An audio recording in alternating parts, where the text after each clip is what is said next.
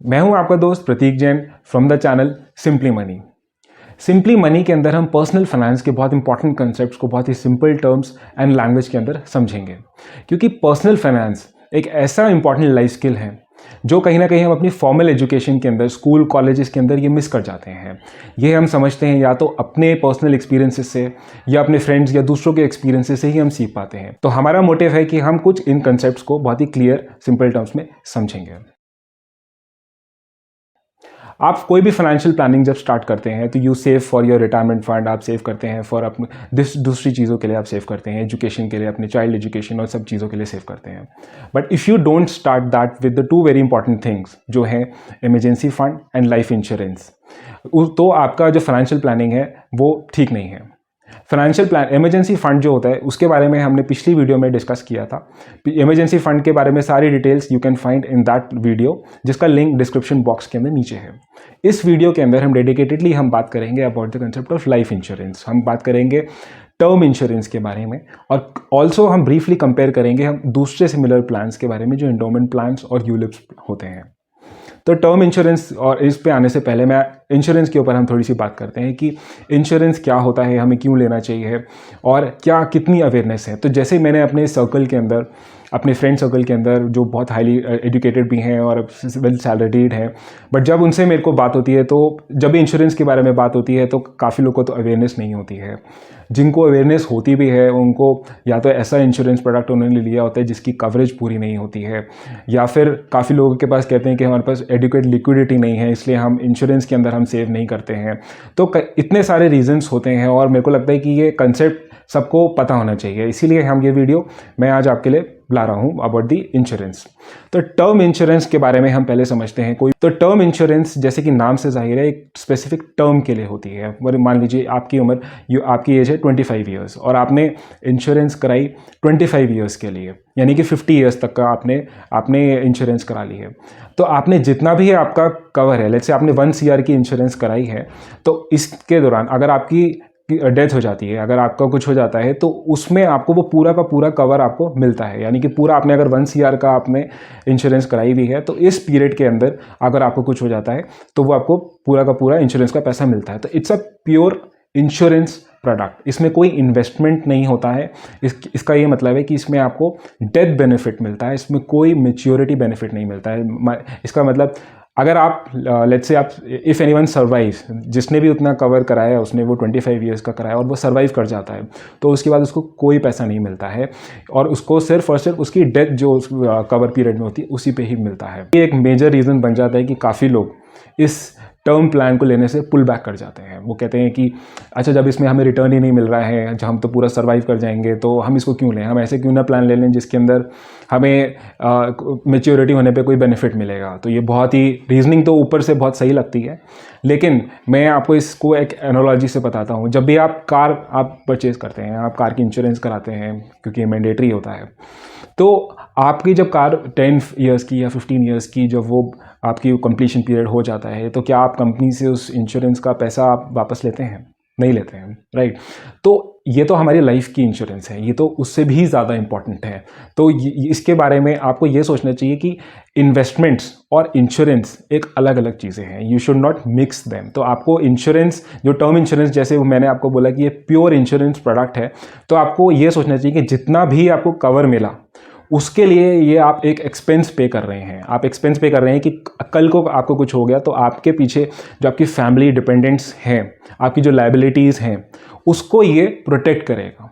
उसके लिए आप पैसा दे रहे हैं, ना कि आपके जब ये मैच्योरिटी हो जाएगा तो आपको कितना बेनिफिट मिल रहा है। उसको करना है तो आपके पास और भी इन्वेस्टमेंट प्रोडक्ट्स हैं जिसमें आप सेव करिए। क्योंकि दो बातें आपको इसमें इंपॉर्टेंट याद रखनी है कि इन्वेस्टमेंट्स और इंश्योरेंस अलग अलग होती हैं। इसको आप मिक्स करेंगे तो वो आइडियल चीज़ नहीं है, राइट। दूसरी, इंश्योरेंस को आपको एक एक्सपेंस की तरह देखना है, वो एक इन्वेस्टमेंट की तरह नहीं देखना है, वो आपको एक प्रोटेक्शन की तरह देखना है।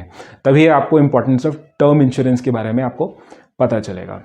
नाउ अब ये पता लगने के बाद हम देखते हैं कि इंश्योरेंस किसको लेनी चाहिए या फिर ये कब तक के लिए हमें लेनी चाहिए। तो अब हम देखते हैं कि जैसे इंश्योरेंस जो प्रोडक्ट है, अगर आप अर्निंग मेंबर हैं अपनी फैमिली के, और आपके पास डिपेंडेंट्स हैं, आपकी फैमिली है, डिपेंडेंट्स आपके पेरेंट्स हो सकते हैं, आपके ब्रदर्स सिस्टर्स, आपके किड्स बच्चे हो सकते हैं।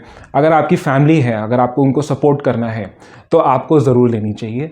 प्लस अगर आपकी कोई लाइबिलिटीज़ हैं, या आपने कोई लोन ले रखा है, अभी प्रेजेंटली ले रखा है, या आप सोच रहे हैं कि आप फ्यूचर के अंदर आप लोन लेंगे, या कोई भी आपके पास लाइबिलिटीज़ आ सकती हैं, तो ये प्रोडक्ट लेना बहुत ही इंपॉर्टेंट हो जाता है।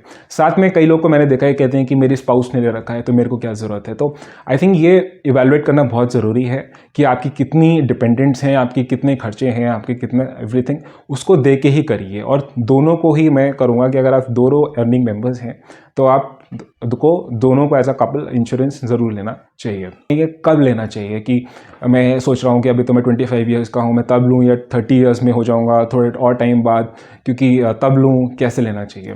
तो इंग्लिश में इसके ऊपर मैं एक बात बताता हूँ। इंग्लिश में देयर इज़ अ सेइंग कि insurance is best bought yesterday, यानी कि इंश्योरेंस एक ऐसा प्रोडक्ट है कि आपने अगर इसको कल ही ले लिया होता तो अच्छा होता, राइट।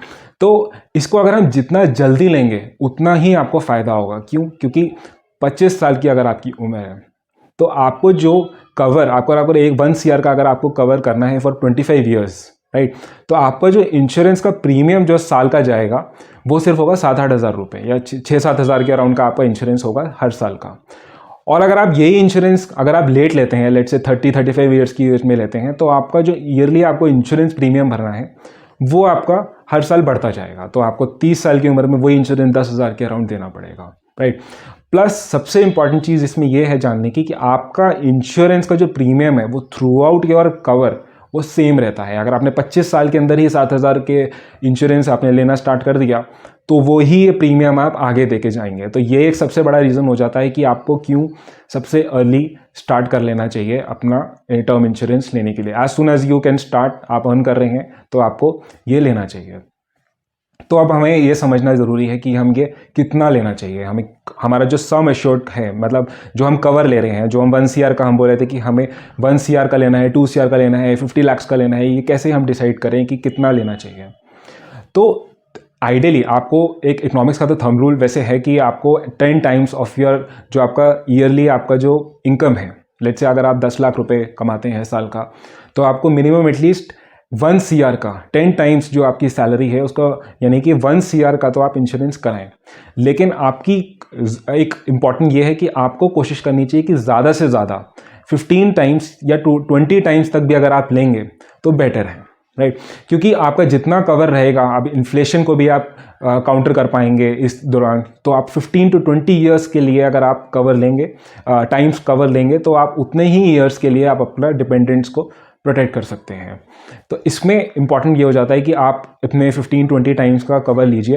प्लस अब कई लोग को ये क्वेश्चन होता है कि अब हमें कितने ड्यूरेशन के लिए लेना चाहिए, कि जैसे लेट्स से मेरी उम्र 25 ईयर्स अगर किसी की है, तो क्या मैं इसको 90 ईयर्स तक का ले लूँ, इसको मैं होल लाइफ प्लान एक बना लूँ, कि बिकॉज अभी तक एज जो है एक्सपेक्टेंसी वो भी बढ़ रही है, तो कब तक की हमें एक्सपेक्टेडली लेना चाहिए। तो मैं इसमें आपको बोलूँगा कि अगर आप 25 ईयर्स के हैं तो आइडियली किसी भी एज में अगर वो इंश्योरेंस ले रहा है तो उसको 60 to 65 ईयर्स तक की इंश्योरेंस कवर लेना चाहिए एज तक का। क्योंकि आपको ये देखना चाहिए, आपको ये समझना चाहिए कि आपके डिपेंडेंट्स, क्योंकि इंश्योरेंस एक ऐसा प्रोडक्ट है आप वो परचेज कर रहे हैं अपने डिपेंडेंट्स की प्रोटेक्शन के लिए, राइट। तो अगर आप 60-65 ईयर्स तक के आपने प्रोटेक्शन कर ली अपनी, अगर आप और उसके बाद आप सर्वाइव कर जाते हैं, तो उसके बाद आपकी अपनी जो नेचुरल खुद की सेविंग्स होंगी, जो रिटायरमेंट का जो फंड होगा, वही इतना कैपेबल होगा कि आप उससे ही अपने डिपेंडेंट्स, क्योंकि आपके जो इस टाइम तक आपके जो डिपेंडेंट्स हैं वो भी इंडिपेंडेंट हो चुके होंगे, आपके जो बच्चे हैं वो भी बड़े हो चुके होंगे। तो इस टाइम तक कोई अगर सर्वाइव कर जाता है तो उसकी जो नेचुरल खुद की जो सेविंग्स है, रिटायरमेंट सेविंग्स है, उसी से ही वो अपना उसको इंश्योरेंस की ज़रूरत नहीं पड़ेगी और उसी से ही वो अपने इंडिपेंडेंस को चला सकता है, अपना कैरी फॉरवर्ड कर सकता है। टर्म प्लान्स, अब हम समझते हैं टर्म प्लान्स और एंडोमेंट प्लान्स के बीच में क्या डिफरेंस होता है। एंडोमेंट प्लान्स जो होते हैं आपके, उसमें आपको डेथ बेनिफिट भी मिलता है, मैच्योरिटी बेनिफिट भी मिलता है।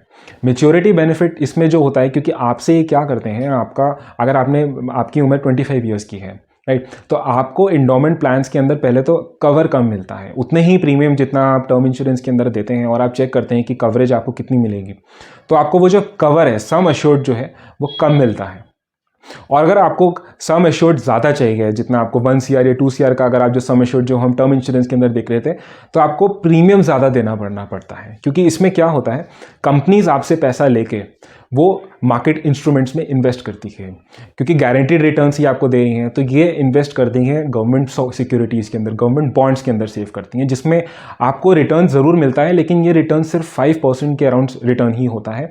इससे बेटर है कि आप प्रीमियम कम दें, अपना इंश्योरेंस का जो कवर है वो ज़्यादा लें, जितना पैसा बच रहा है, जो आपका टर्म इंश्योरेंस में कम प्रीमियम देके बच रहा है, उसको आप दूसरी चीज़ों में इन्वेस्ट करिए और खुद आप ज़्यादा रिटर्न कमाइए। जैसे आप you can save in the stocks, या अपने म्यूचुअल फंड्स, या किसी भी आप दूसरे इंस्ट्रूमेंट में अगर आप उसको सेव करेंगे तो आपको ज़्यादा रिटर्न मिलेगा। तो इन अ वे, इन अ शॉर्ट अगर मैं आपको बताऊं तो टर्म इंश्योरेंस में आपको आपको प्रीमियम भी कम देना पड़ता है, इसमें आपको प्रीमियम आपको ज़्यादा देना पड़ेगा कवर करने के लिए। तो this is why I recommend कि आप टर्म इंश्योरेंस लीजिए।